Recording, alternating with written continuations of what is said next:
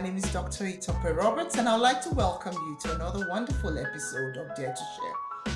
There are few women that you meet and you see, and you just know that there is something about them, something special, something graceful. You see them exuding beauty and confidence. You see them taking big steps and strides, and it just makes you stop in your tracks to wonder, who is this woman? I'm so privileged today to have one of such women with me. I call her Sister Nikki. She is the executive director and the founder of Posh Avenue Couture. It is my pleasure to have her on this episode of Dare to Share because behind that confidence, behind that beauty, behind that swagger that we all see is a story of a woman that has endured, of a woman that has gone through traumatic experiences and that is now thriving. I am so privileged that she's offered to share her story on this podcast, a podcast that is aimed at encouraging women, that is aimed at letting women know that no matter what it is that you've gone through or that you're currently going through, that there is a way out.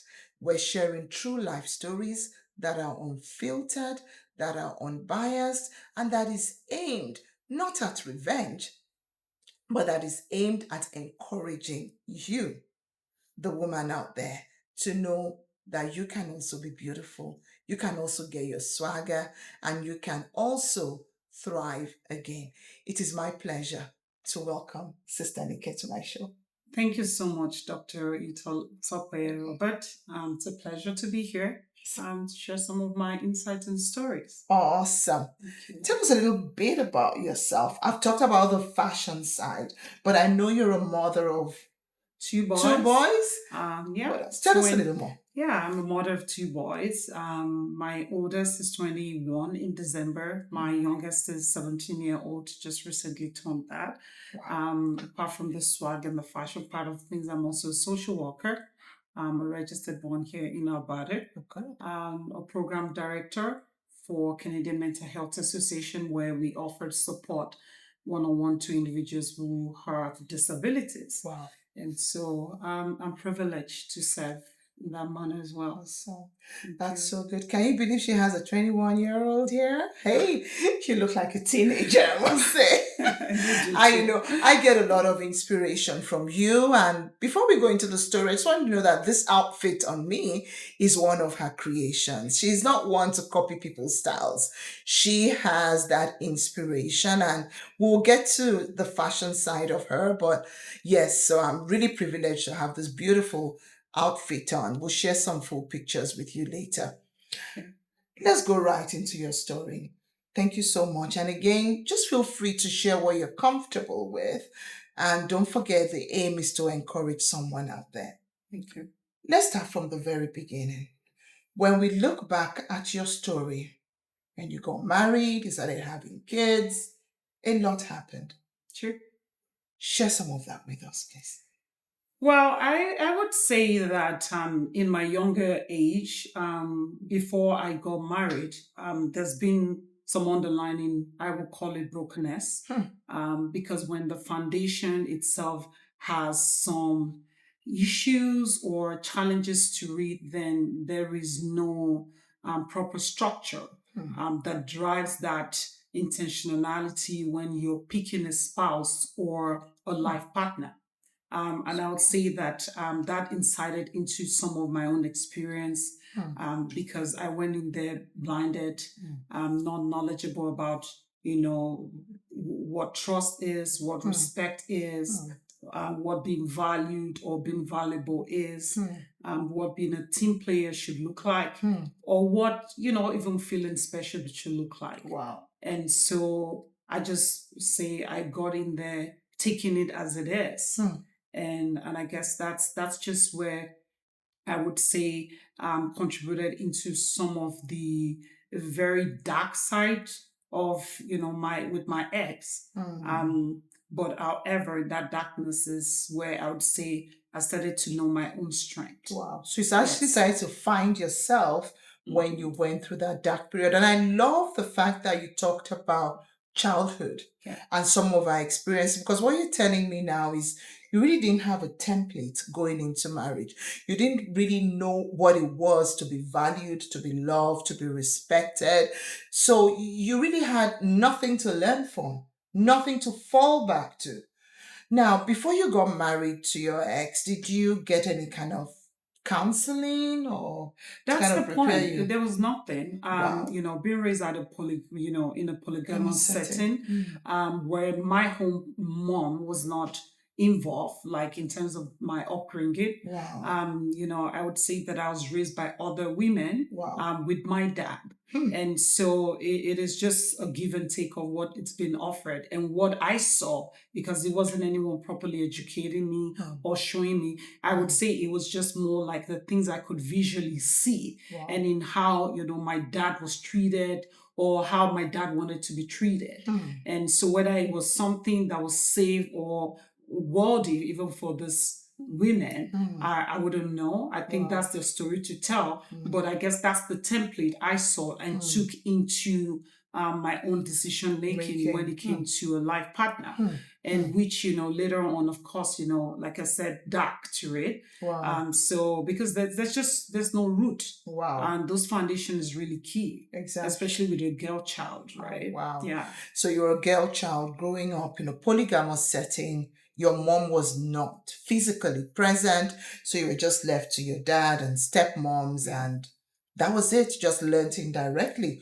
And even for myself, growing up back in Nigeria, no one really told you anything about these things. You just feel when you're old enough, just go and get married. Oh, absolutely. Go find a husband and have babies. Yeah. And, that was it. And that's it. Because the reality is, even once you start getting to that age of going into the university, and when you start to, have friends who are also in the dating game or looking for future partners, then, that's where you get to bring in different kind of experience and knowledge, with no guide and no proper knowledge into how to pick one. Wow. And I think that's just some of those core issues that I had, because there was no proper love at home as well.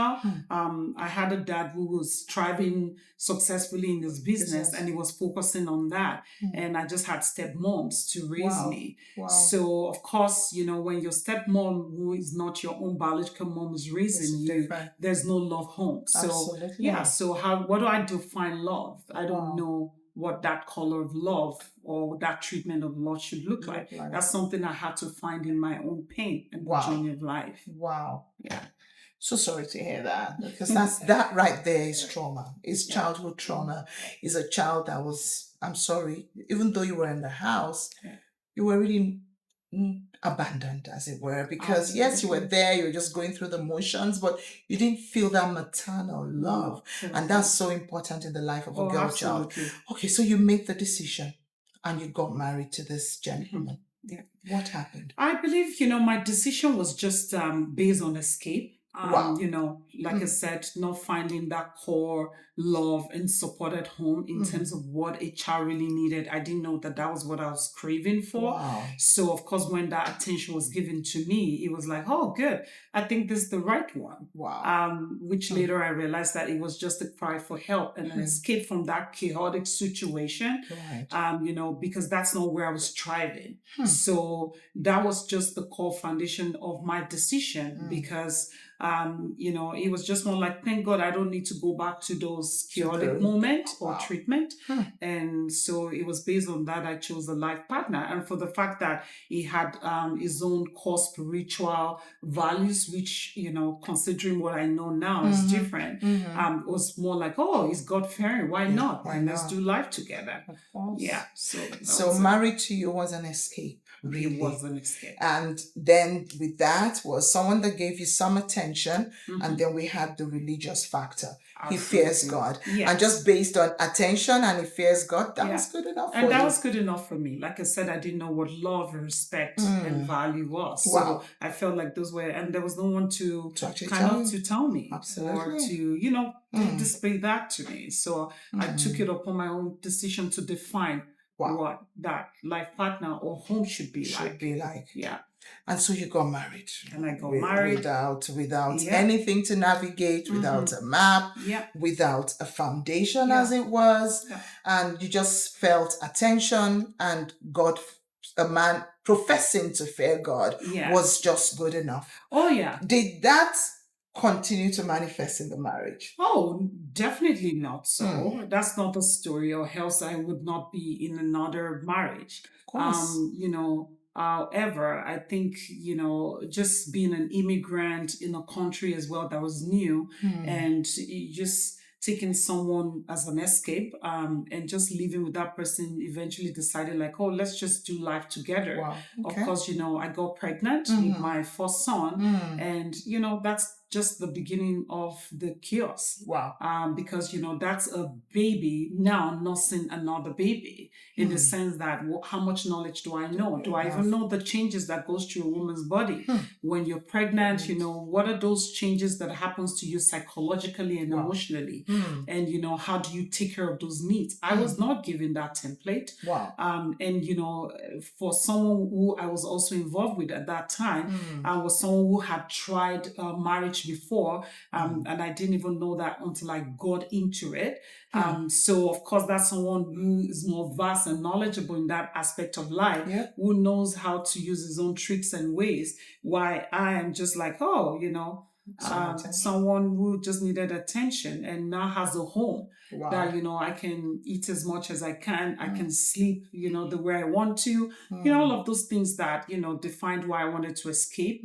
And so it became challenging knowing that I was pregnant. And of course, at that time, I would say the moment of false glory, because then it was more like, I'm pregnant, I have a man, being in England at that time, I felt that was enough to draw the attention I was craving for, the love I needed, and the validation that I needed from friends and family. Wow. Defining that as a success model, which wasn't. Oh, wow. Yeah. So you felt validation being with somebody, living abroad, all of that was like, oh, this is just a recipe for wonderful. Exactly. Why not? At that time, that's what everybody was craving for. Exactly. I recall that when I was in the university, I knew I had a girlfriend who got married right from the university. Wow. And that seems to be the template for every one of us around that setting, even though a lot of us were just not ready for it. But like I said, I had my own driving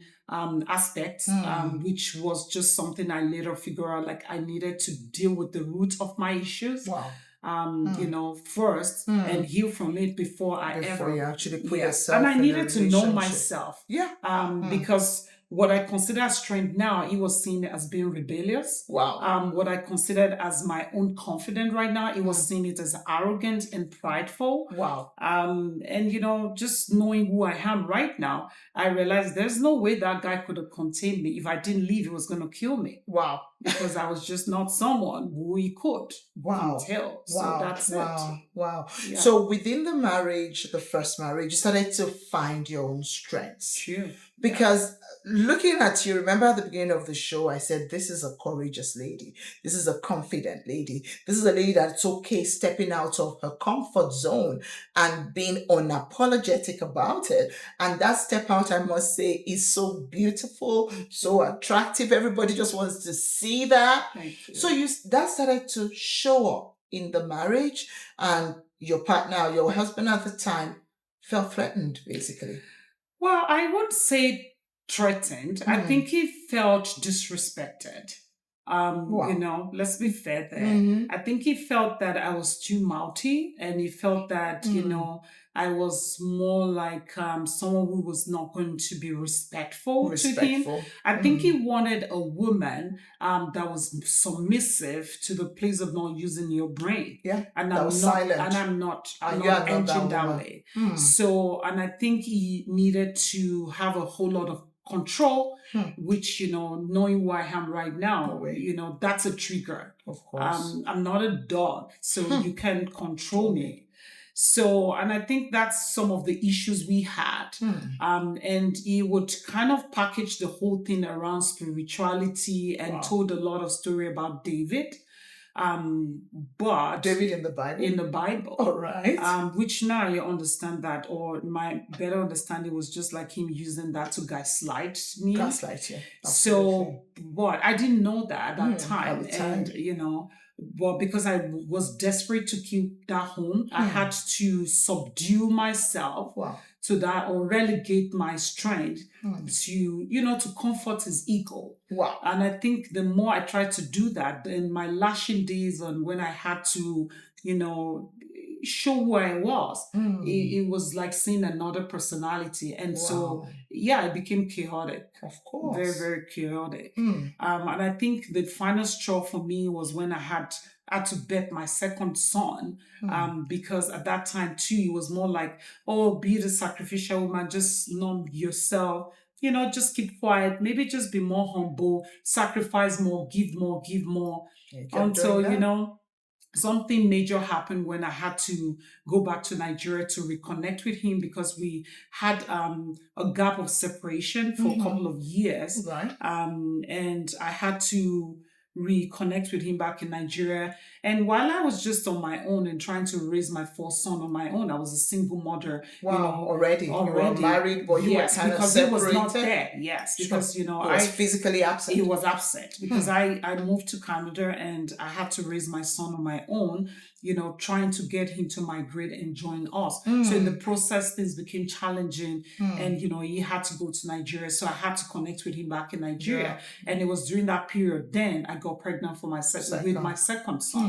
And of course, that's when the craziness started. Wow. Because, now I have tried 2 Western world, from England to Canada. And when I was in Canada, I went back to school. Wow. I've been a social worker and now getting more resources, more educated, more exposed. So I had a lot of more knowledge that was now beginning to see like, okay, what I know is not what I'm saying. Absolutely. Or what I've heard is not the truth. Yeah. So I think that part of that years of separation was when I was really cultivating myself and, getting to know who I am. And when I had so much of that knowledge and those tools to work for myself, by the time I connected with him in Nigeria, I was no longer the woman he left. The woman he left. And so, of course, it was more chaotic and, I just didn't see myself connecting. And so when the abuse came, like the hitting and the pushing, a lot of physical stuff happened to me. Like the insult, the neglect, the lies, always just kind of wrapped around, oh, because you made me do this, or it was your fault. It was always my fault, exactly, because you wouldn't shut up. That's why you got hit, or I had to cheat because this was not happening. And so justifying those behaviors. So of course, at that time, I was no longer the person who would go on my knees and pray. It was me now saying, oh boy, let's size this up. Let's size this up. Let's do something. Absolutely. This is wrong. Okay, no, we can't be talking to each other this way. And that time, of course, my little one was there and I was pregnant with my second. So, it became really, really toxic. So I had to find a way to strategize myself out of that situation.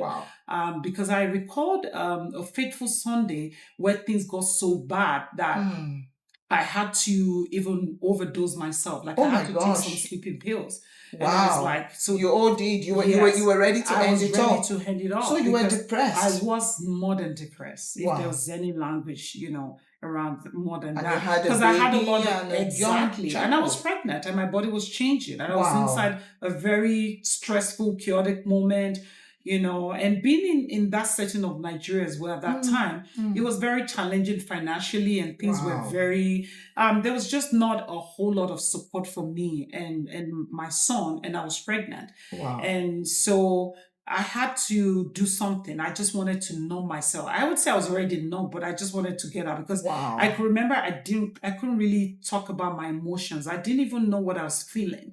And one Sunday I did something really bad. and by just taking some extra sleeping pills, and I had to Wow. rush quickly to hospital nearby where we were living at that time in Isolo. I remember very well. Wow. And I remember the doctor looking at me, just talking to me and saying, "Where are you from?" And I said, "Oh, yeah, I'm from." He said, "No, you don't live around here." Wow. And I Because said, they "Yeah." know. I said, "Yes." He said, "No, you sound like a very educated and well. How did you get here?" And I said, and he said, "Look at me very well. You cannot throw your life away. And if you want to, I think you should think about this baby you're crying." And or I was you're just carrying. carrying, because I was just going to Yes. say, Yeah. taking that overdose Yes. wasn't just yourself that you were going to Yes, it delete. was the baby. Yes, it was the baby as well. Absolutely. So that doctor gave you a wake-up Yes, call. and that, he looked hey, at me and he said, if you say, God forbid, something happens to you or you die, and with that baby, you said, that's you committing a crime. Wow. And if you say you're a woman of faith, you just didn't end up taking your own life and the life of the unborn child. Wow. And I think that was the reawakening for me, like, okay, all right, this for what? And yeah, I was patient, but I was very intentional about getting out. And I just started to orchestrate my own plans because I had a return ticket anyways to go back to Canada. And so I was just waiting. I was just ticking down on the time. And when the time came, I gracefully packed my things and I knew I was never going to look back. Wow. So did you leave with the kids? Oh yeah, because my son at that time was born. No, I was still pregnant. Wow. So I went back to Canada pregnant with my second son.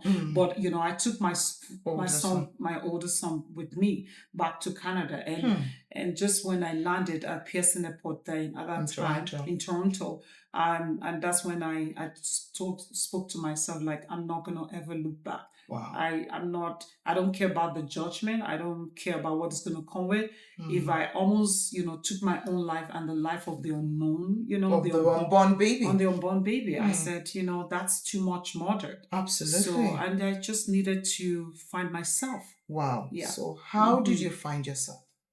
Finding myself came with a whole lot, for sure. Like I said, going to school helped a bit. But I think I have to use my kids. I had my first son, for example, was too young, little to understand. Of course. And, being helpless, I needed to be strong for him. Apart from being strong for him, I needed to be able to bring my baby to life. Wow. And that was the first way of defining strength for myself.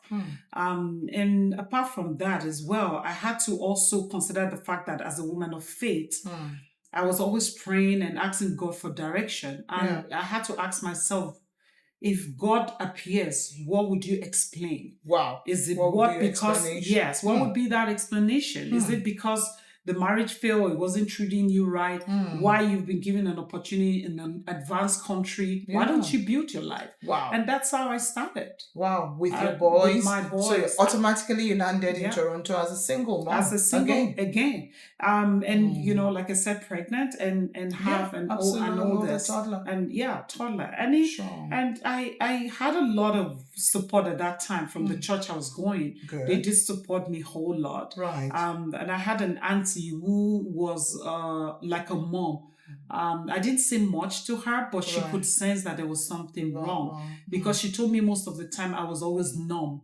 Wow. And that, my reaction was kind of very funny. So she kind of felt that there was something going on. Even though people will ask me and I'll be like, oh, my husband is in Nigeria. But, I had no husband. Of course. Yeah. It was just you and the children. Yes. Right. I don't know if you want to share a bit of this with me, maybe, or with the audience, maybe just summarize, because there was a time when these children were taken away from you. Absolutely. Here we go again, a woman of faith, and considering my son was always talking about my dad. So I had to find a way to okay, let's strike a balance. He needs both of us. Yeah. Because I would no longer be available to be in that relationship does not mean I have to deprive my sons of connection with their dad. And so, I started to find a way to balance that. At that time, I had moved to Albada, Grand Prairie precise. and just trying to build a relationship in a way where he would Have access to have them, access talk to to the them. kids. And Yeah. there was this summer period that was coming up, and we kind of planned like, okay, why don't the boys come home? I'd like to take a break as well too. Then you course. get to connect Meet with your with them. son, your sons, and the little You ones hadn't never even met him. met. Yeah. Yeah, so you can get to know the little one. And that's how we planned it. And he was graceful enough to purchase the ticket. Oh, wow. And I felt like, oh, okay, at least we're kind showing of some making responsibility. some Yeah. responsibility. But I didn't know that it was a setup. And it was when I got to Nigeria, landed at the airport, in the process of gathering my things and like and getting excited, excited in the moment that he said, oh, I just did my dad is in town and I want the boys to go with me to go see my dad. That's their grandpa. Yes, their grandpa. And so would you allow me to do that? And we'll just connect with you later in the evening, then you can take the boys. And I guess I was gullible enough. Of course you were tired, long trip, and like, okay. Exactly. And you're not just seeing your dad, you're seeing your grandpa. He would want to kidnap kids from a system that is working compared to a system that is not. I wasn't thinking like that because I didn't have any ill intention within me. And I did align him. And that was how I didn't see my boys for almost 5 years. Did you hear that? Yeah. Her kids were literally kidnapped. Yes. And for 5 years, you did not see those two boys.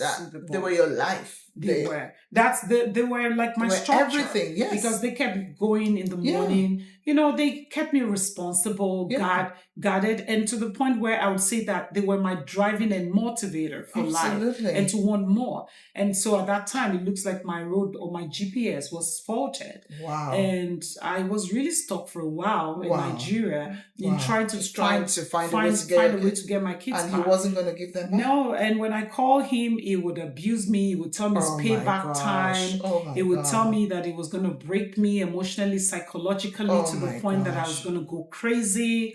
Yeah, he said a whole lot of mean stuff to me. Wow. And, just talking about it right now, just more like, there's some things that I think mentally I blocked. Wow. And so I can survive. But it was very tough years for sure. And when I even came back to Canada, I couldn't go back to Grand Prairie because I had to stay in Calgary a little bit because I was just very confused and something very chaotic happened and I just didn't know how to start again. Of course. My plans was to bring back my boys to Canada. And you came back without them. Wow. So it was very challenging and I thank God, praying, and I had a friend at that time in Calgary who was going through something similar. And I think we helped each other. We held each other's hands to support each other. So talking about it every day helped. And while we were trying to contact the Nigerian embassy, trying to Canadian system, Did you let you talk to the children? I didn't talk to my kids until like almost 2.5 years later. Wow. Because they were talking like dummies, like robot. Yes. Good. No. Fine. Oh my Mom. gosh. At some point, my kids were calling me name, not mom. Because apparently another woman was introduced to them as their mom. Wow. And because they were young boys. How old were they? I recall that my firstborn at that time was about, I think it was going to be about 6 years old. Wow, that young. Yes, why the youngest was just turning 4. Wow. So they didn't know much, right? Wow. So it felt like he wanted to just erase your memory from them. Yes, I think that's what he tried to do. However, life presents its own different kind of plans to him. Because things, I think, financially, he started to use the kids at some point to exploit me financially. You're kidding me? So he would take money from you like for he would the tell children? me, he would tell me the kids need this, send it to them. somebody's coming to the States, which I would do. Wow. But, later on when I connected back with my boys, I realized that he would tell the boys that he got them, he was the He one bought who them, not bought their those mom. things. Yes, not Because their don't mom. forget, Yes. you don't no longer, it didn't existed. I didn't. Wow. For years, my boys were not calling me mom. They were calling me by my name. And Wow. so, which is so disrespectful in our culture. oh, definitely. So disrespectful. Oh, definitely. You can't do that. Wow. And he would use terms like, my mom, like his own mom, told him that he should give me the grace to connect with my kids. And so if I want to do that, then I have to pay for their school fees. I have to do this. He was giving me some financial conditions for his own children. So he was using them as a bargaining chip. Or he would tell me things to exploit you. Oh yeah, and he would tell me things like the kid said that they would only connect back with me if I allow him to come to Canada with them. And things like that. And I guess, being a social worker, I started just understanding like, oh, okay, this is what he's trying to do. Which is not like, that's not something I have not tried in the past to support him even before I had my second. Or especially when I was in Canada and raising the boys by myself. Wow. But, fate or life or God would just not allow that happen. So I just knew that, okay, he was trying to use me, and the kids to get into Canada. And I said, you're very equally educated and able to do that. You can apply for your own. Yeah. And for the financial aspect of the schooling, they are perfectly in a system that works. Why would you make me obligated to do that? If you want me to do that, bring my kids back to Canada. And I think, but I just wanted to be, provide the material things for them. And not which you never got credit for. Yes, anyway. Exactly. Yeah. But the financial aspect of things, I was not going to feed his lifestyle and his wife or whatever. So I made up my mind I was not going to. I think things financially became very hard for him in Nigeria at some point. Because the funny story about my own is that I was smart enough not to engage the other woman in his life as an enemy, but as an ally. You pulled her closer. I put her closer. That's wisdom, then. Because she's taking care of my kids. I was raised by stepmoms. I didn't want. You became a friend. Yes, I didn't. I had to. Yeah. At that time when my husband now, at that time when we were dating, we had to even go befriend her on Facebook and be her friend, just so I can reach out my kids. Oh wow. And somehow one way or the other, she knew that I was me, and so at some point, she pushed back. She was in his life, and of course the queen of the house at that time, and would insult me, but somehow I was very persistent and consistent and patient. Thank you. With her, like, please, I just wanted you to know that I don't want anything to do with your husband. I just my kids. That's my kids. And you're their mom now. Wow. I was just being nice. Can you imagine? So when her relationship with him didn't work and things got crazy between them, she reached out to me and let me know that, okay, I'm no longer in that guy's life. You have to find a way to get your kids. Wow. And she helped me. We came up with a plan together and how I got my kids back. Even though she was in Lagos, she was graceful enough to go down to Abuja, to connect on my behalf to find where my kids, because at some point he didn't let me know their school anymore and where they were.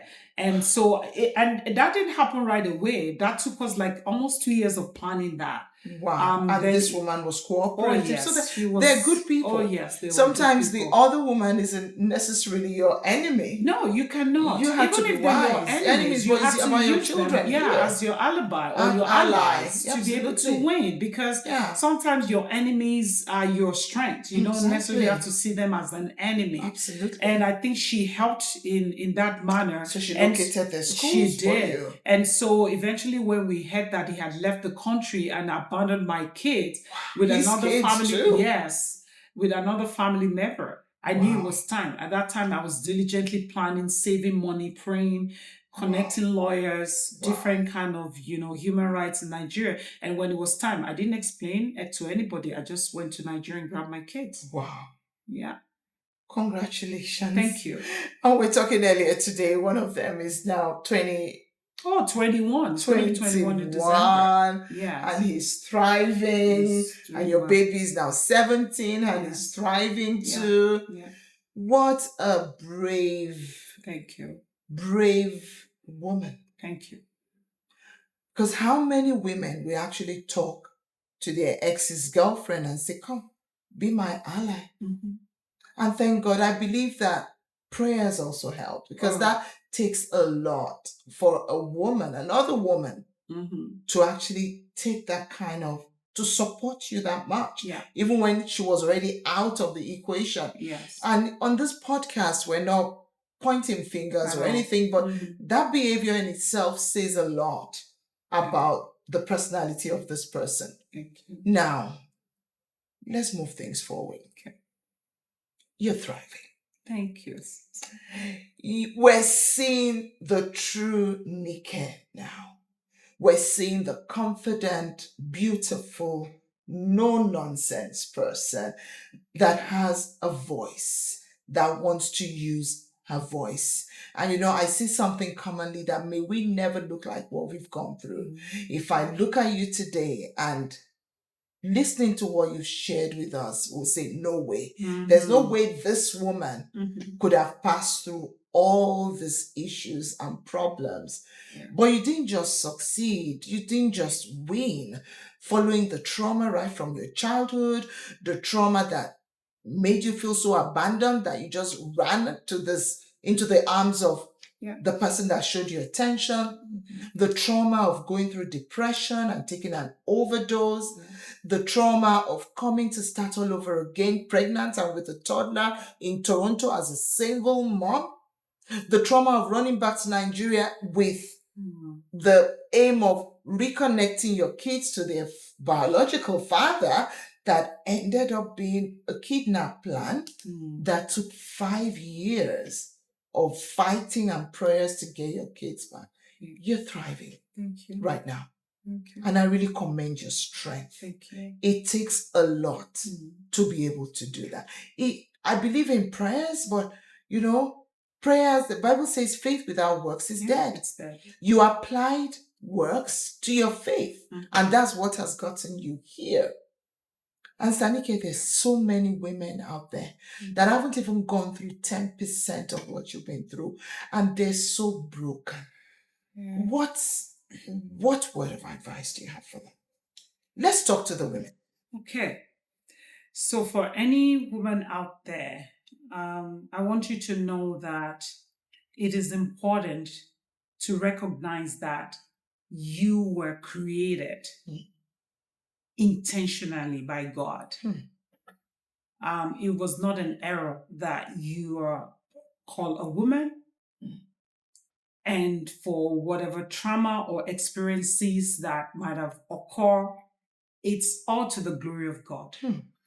I use the creation of God when He was created the heavens and the earth as a template to my life.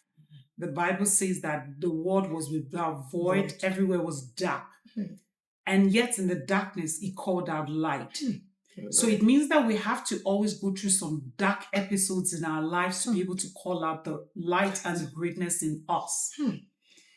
The failure is not the challenge. It's staying in there, in that failure, that becomes the challenge. Wow. And when you understand that creation of God is through all of this, Creation of the world. of the word, is out of this void and darkness, then you should understand that that's also those moments that happen so you can rise and there'll be light.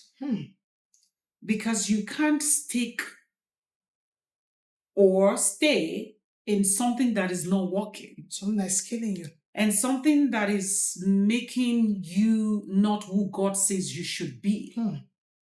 And that is where I'll go back into knowing who you are. And, recognizing who you are and being intentional about yourself.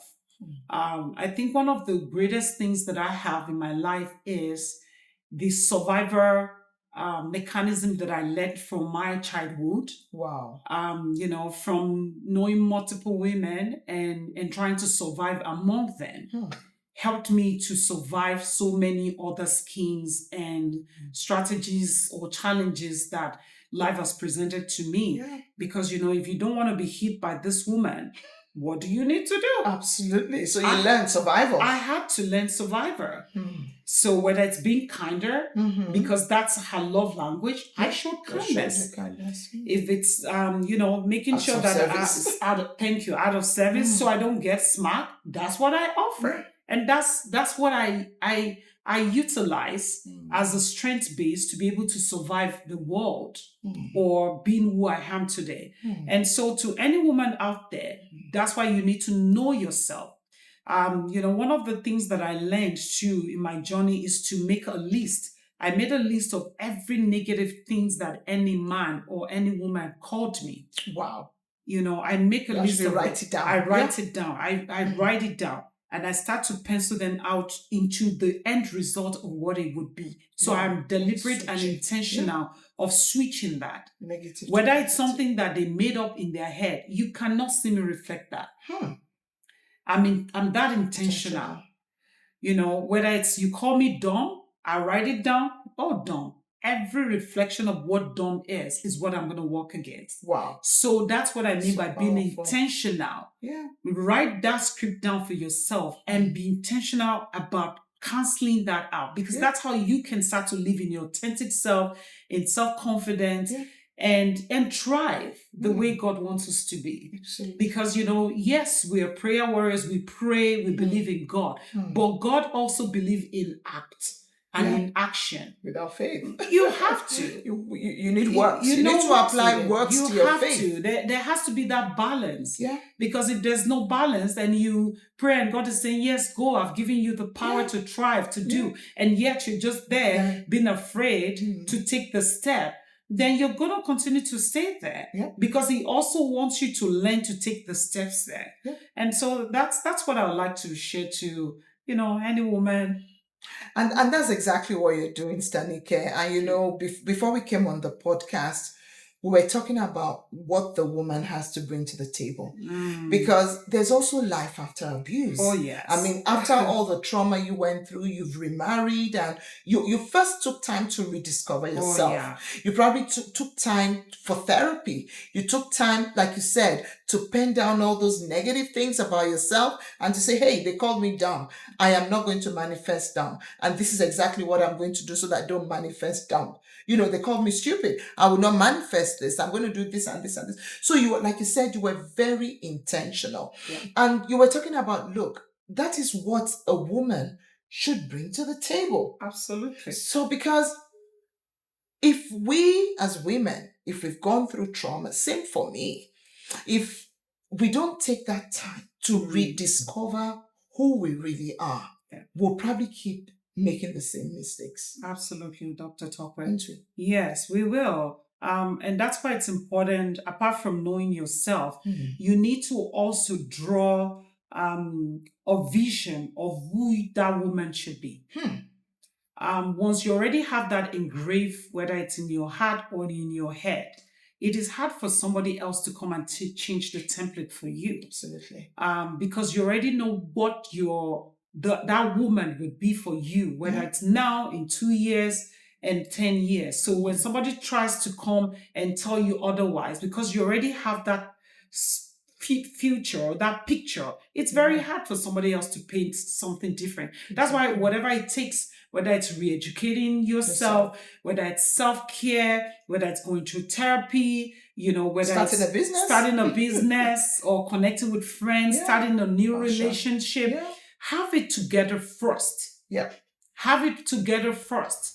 Because when you meet the next person, when you choose to, that person is not the person helping you to be that person. You're already that person. Exactly. And I think that's what I did for myself, because I didn't go into my marriage with expectations of, he has to tell me I'm beautiful before I say I'm beautiful. I'm already telling you I'm beautiful. I'm not going to wait for my husband to compliment me before I say I'm confident. I walk in the room with confidence. Absolutely. And I see that every day. Thank you. And I'm not going to wait for somebody to say, you're not a child of God. You don't know the Bible. I know the script. I know who God is. I know everything it takes for me to be here. Yeah. So I'm actually complimenting you because, I'm the table. I'm the table. I love that. And that was what she said. She said, I'm the table.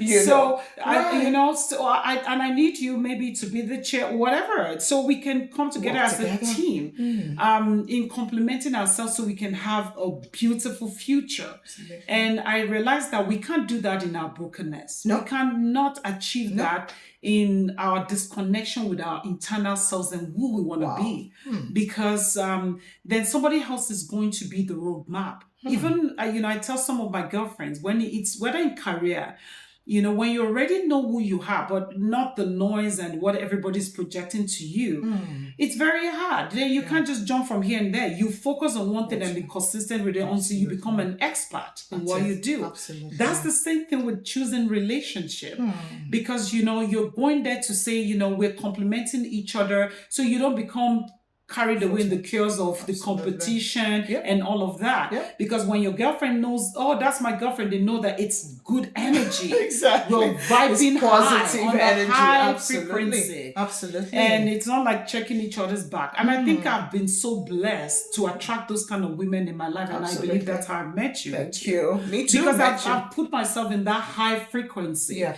So when I see the negative and the things that does not assume who I am, I can feel the energy. Absolutely. And I just remove myself. You remove yourself, you and walk that's away. the same thing in any relationship. And I think I would say I've got that grace through God and strength of God.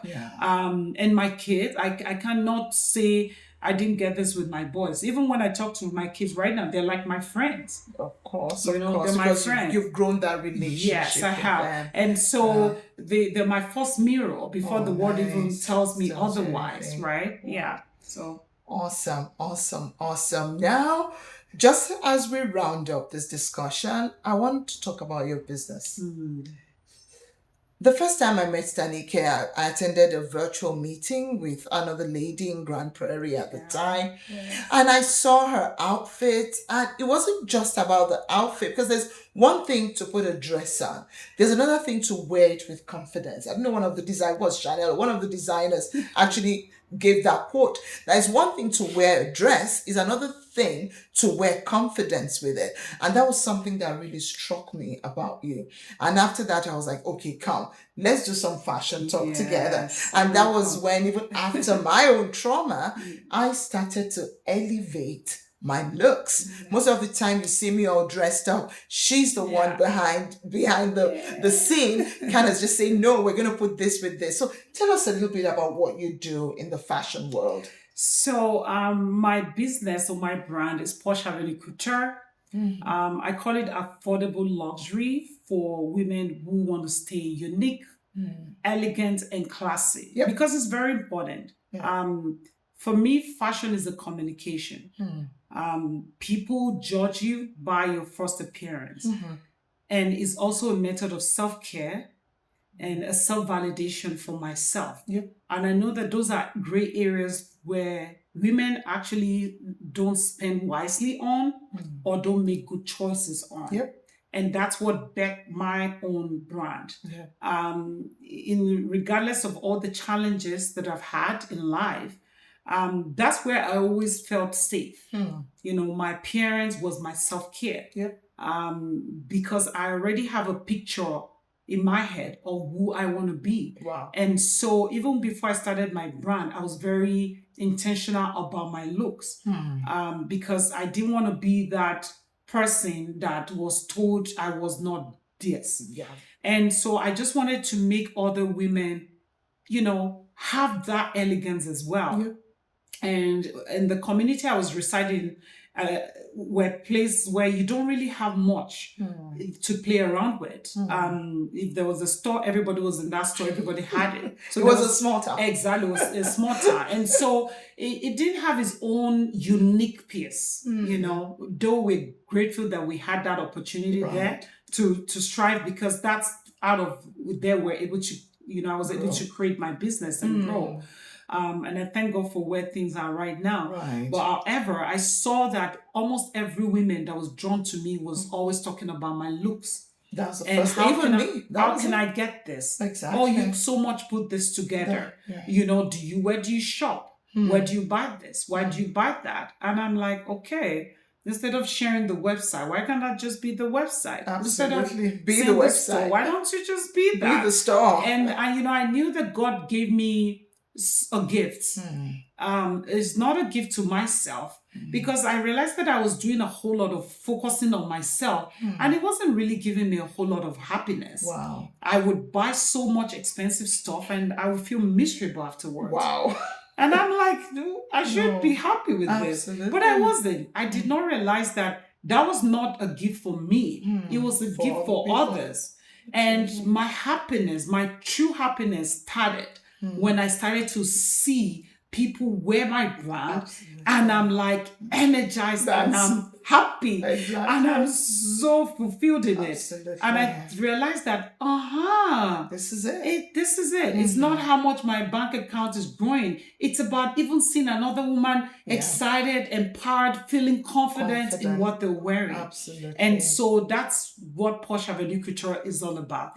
And I know, because we women likes to look good all the time, and we would not stop shopping, I decided that I was going to make my brand affordable luxury. So the things that you can buy in Chanel, I'll go Chanel, because my target is Chanel. Hallelujah.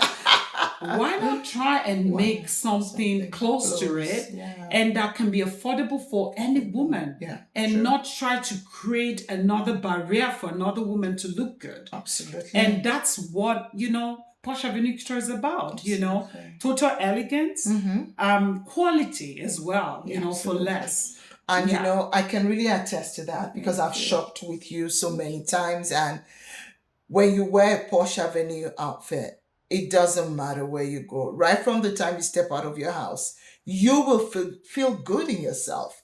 And the quality of the fabrics are excellent. And then you go out and you get so many compliments, and you're like, So you've technically taken it beyond that. She does wardrobe consultations. Yes, I do wardrobe She does personal styling. Yes, I do. She supports and Yes, thank you for saying that. I missed that part. And as a woman myself that has gone through domestic abuse, and it sometimes takes everything out of you. You will hear a lot of women say they lose themselves. I lost myself completely. And I'm sure there's so many other women that have lost themselves. So if you really need a pick-me-up when it comes to your fashion sense, your look, because there's something about when you're a woman that has been so beaten down by negative things, negative talk, being talked down, you now find yourself being complimented. There's just something it does to you. Even as a physician, it gives you a rush of serotonin. You feel so much better. You sleep better. So why not follow Sister Nikki? And it is affordable. And when I say affordable, it doesn't say, it's because you're a doctor. No.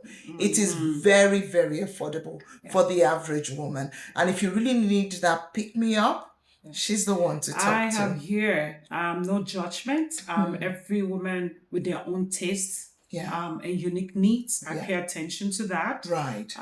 Some women just want something very simple and classy, not loud. I pay attention to that. Very good.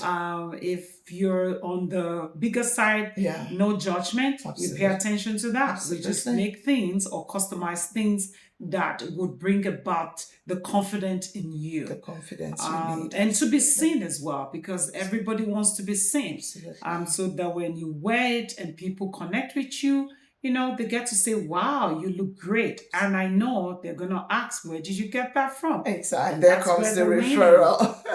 There comes, thank you so much, Sister Nikki, for just sharing your story with us, for being so authentic about it, and for being so vulnerable.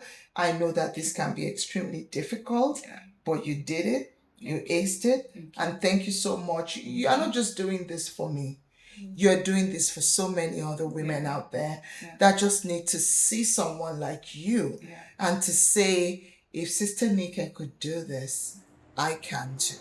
So I just want to thank you, everybody, for listening and for joining us today. I hope you make time to follow Sister Nikki. If you do want to share your story, feel free to send us an email on daretosharepod@gmail.com. Once again, I'm your host, Dr. T, Dr. Itope Roberts. I am a family doctor. I am very passionate about the health of women, and this podcast is to let you know that there is life after trauma. I want to say a big thank you to you. Thank you For joining us. Thank you. Thank you. Until the next episode, we'll see you. All right. Take care. Thank you. Bye now. Bye.